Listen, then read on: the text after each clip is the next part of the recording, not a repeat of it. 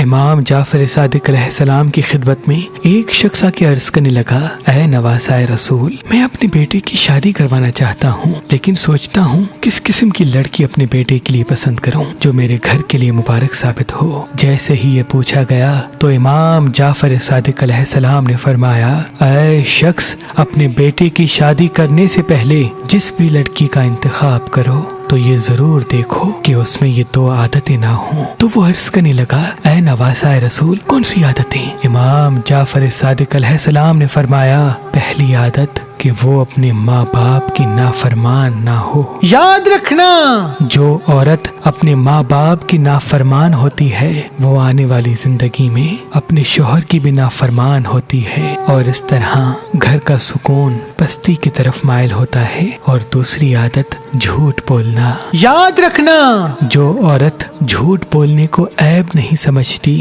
تو ایسی عورت اولاد کی اچھی پرورش میں ناکام ہوتی ہے، اور اس کا اولاد اسی جھوٹ کے بیج کو اپنے سینے میں بو دیتا ہے، اور اس طرح ان 2 عادتوں والی عورت گھر کے سکون کو بھی تباہ کرتی ہے اور آنے والی نسل کو بھی برباد کرتی ہے۔ امام جعفر صادق علیہ السلام نے فرمایا، جو انسان مرجان پتھر پہن کے اللہ سے جو دعا مانگے گا، چاہے اس کے مقدر میں ہو یا نہ ہو، اللہ اسے عطا کر دے گا۔